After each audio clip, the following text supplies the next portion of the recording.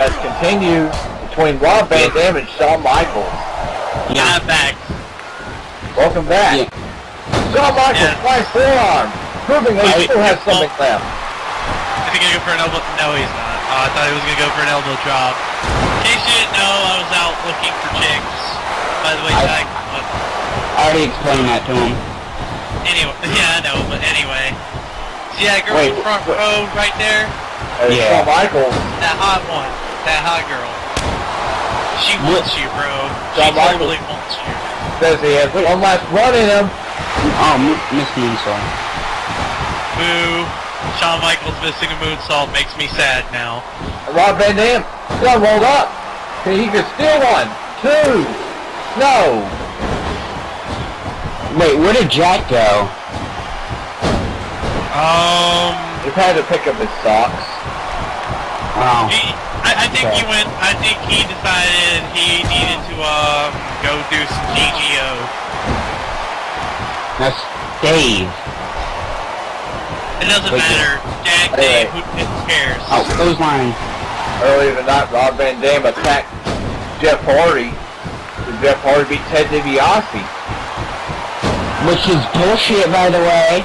I'll stomp. And another stomp.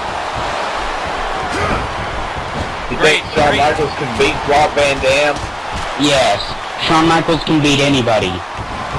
He couldn't beat John Morrison, but that's a different story, isn't it? But he could beat John Morrison, he just can't. Elbow drop! He can have? Signature elbow drop. Is Sweet Chin Music coming up? Shawn Michaels. Oh, he's setting up for it. Going up the band. He has it left. He still has something left in the tank. Shooting up the band. Oh, coming. Rob Van Dam with a kick. He just... Oh. Rolling Thunder. Shawn Michaels, that kick looked a little bit slow. A moonsault. 10. 1. 2. Come on. The ref was a little late on the count, though, wasn't he? Well, it doesn't matter. Rob Van Dam. All of these men have something to prove. HBK wants to prove Shawn he Michaels still has... Well, Rob Van Dam does. Wait, Rob Van Dam. Go up. 1, 2. 1, 2, 3. Van Dam beats Shawn Michaels. Holy crap. Wow. Holy RVD took... shit on a shit sandwich. And Shawn Michaels loses yet again. And RVD caught Shawn Michaels by surprise. This is how it's been for Shawn Michaels. Shawn Michaels has wrestled his heart out in every match. He's had a chance to hit Sweet Chin Music, but in the end, he usually winds up with his shoulders down on the mat, such as the case tonight here for Rob Van Dam. This is a little sad. Wait a minute. You hit a 40. Oh, RVD. Van Dam. Things already heating up between Rob Van Dam and Jeff Hardy. Hardy not forgetting what happened earlier tonight. And he shouldn't. RVD's an asshole. The Miz. The awesome Intercontinental Champion. They're ready to face Kofi Kingston next. For the Continental, or the awesome... Randy Orton. I'm not sure what that's about. That was a little weird, but alright. Orton just walked up to Miz and was like, hi. Dolph Ziggler inspect. All Ziggler talked about Sud's opponent on the next DC or DGO, the CJ Wizard.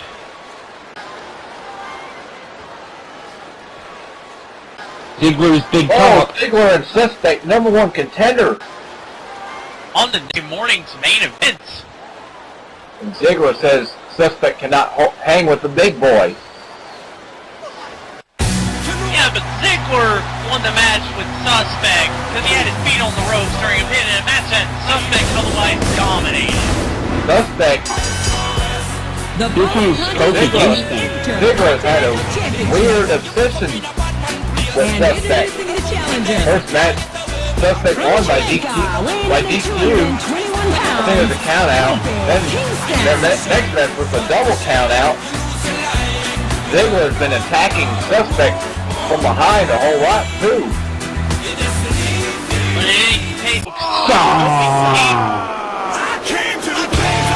baseball. In any case, Kofi Kingston is looking to regain his Intercontinental Championship from that man who beat him at the Royal Reckoning, The Miz, the very future of the WEDF.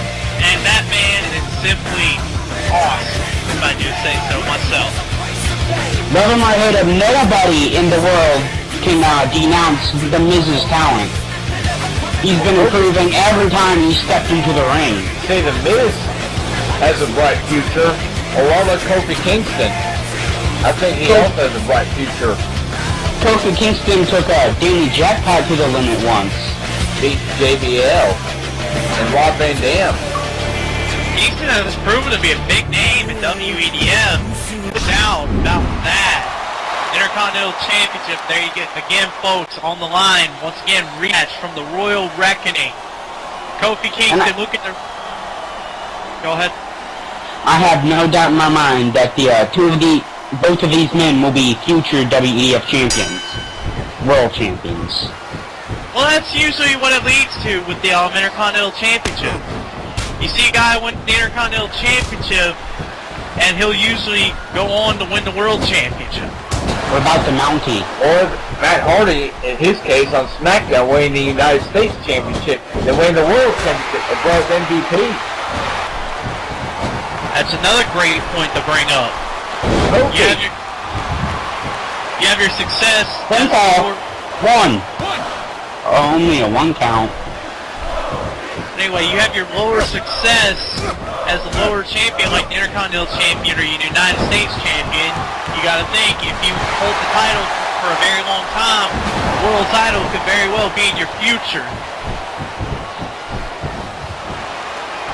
Is bringing up Kofi to his feet, trying for clothesline, but Kofi just ducked it. What was going through Kofi's mind? He had that Intercontinental Championship, didn't have many title defenses. This just came virtually out of nowhere, winning a #1 contenders match and beating him at Royal Reckoning. Well, it's obvious which side the crowd's on. They're firmly on the side of Kofi. And of course, Kofi, if you're Kofi, you gotta be thinking about the match 100%.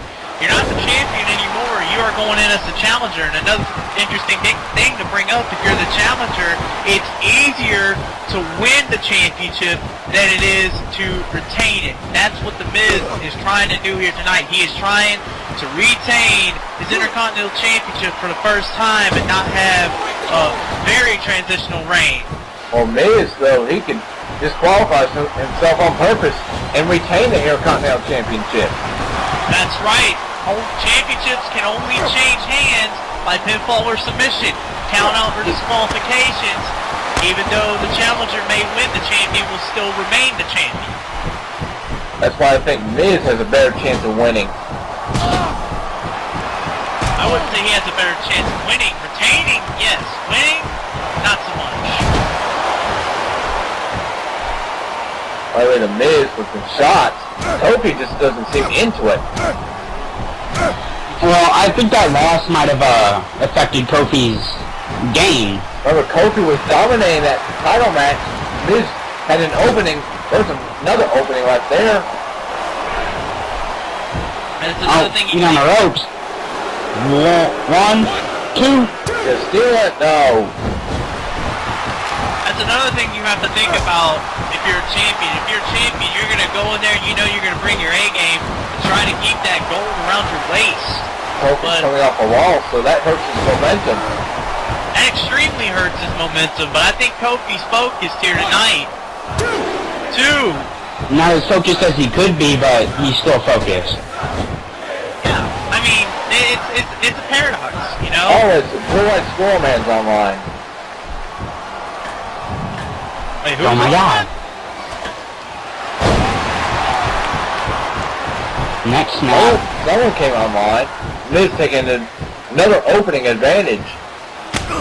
Oh wait, I know who that was. That was Bessem from WFF.